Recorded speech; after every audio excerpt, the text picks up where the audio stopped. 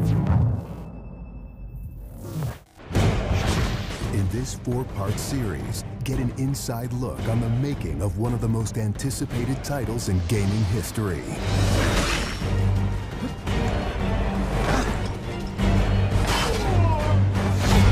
Inside Assassin's Creed 3. Connor is the brand new hero in the game. He's a brand new assassin. He's half Native American, half European. We wanted to build that base conflict into his background. Why are you here? When he begins his journey, he has a very clear sense of what is right and what is wrong. He is forever motivated by a desire to do the right thing. Commander, Connor. He's fighting for freedom, and he's fighting against tyranny. You, as Connor, as the assassin, are the critical part of the American Revolution.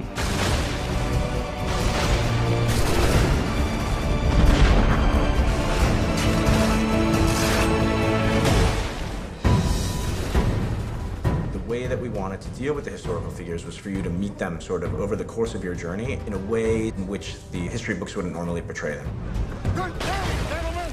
General Putnam.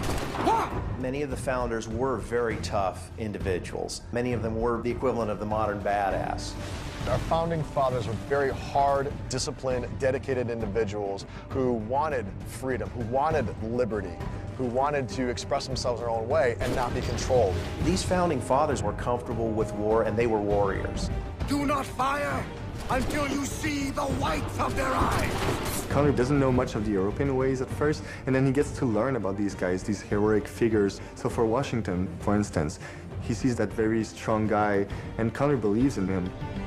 Connor is moving in and out of both the revolution and the rest of the history. Whenever he sees conflict between two groups, he takes the side of the greater good.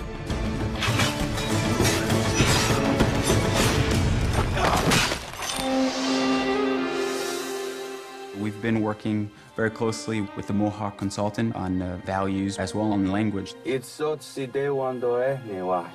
We are Gunyet Gahaga. Gunyet Gahaga means the people of the Flint. Agoroteka, you're doing great. And our language is called Gunyet Geha. Every time that he's with his people or in his village, they speak the language, which I think is really cool.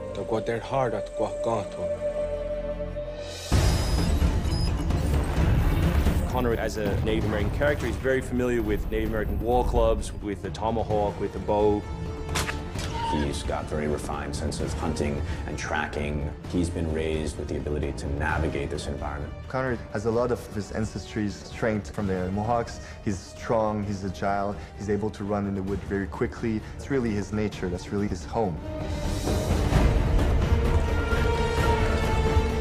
We had so many different versions of Connor, and he started off really slim, and then we bulked him up by adding fur and cloaks and all these things. Instead of this thin, lean assassin, like, he fills out his coat. He's just a warrior in every sense.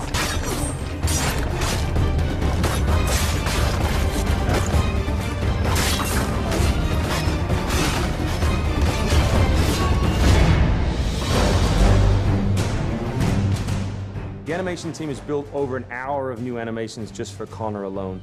We started by looking at lots of military moves and even traditional ones of how you would fight with a tomahawk.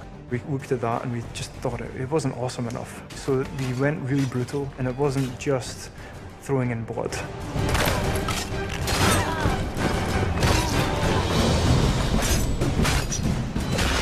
We put a lot of time into the navigation elements, and we've completely redone our climb system. We really wanted it to be much more organic.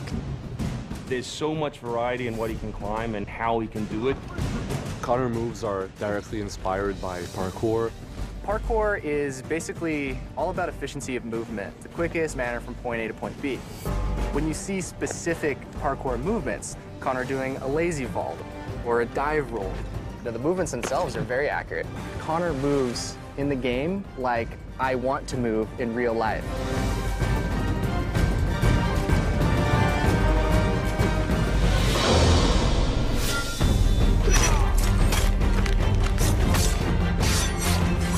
We wanted Connor to be a dual-handed specialist, so basically he's ambidextrous, he can fight with both hands.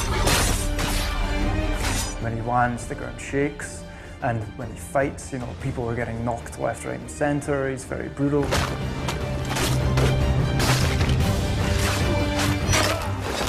He is battle-driven, he's brutality, and he's the type of assassin who comes up and kills without question or hesitation.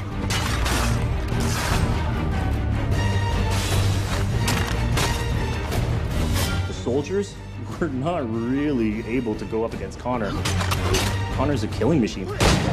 He's a ninja and a tank with a Wolverine in there.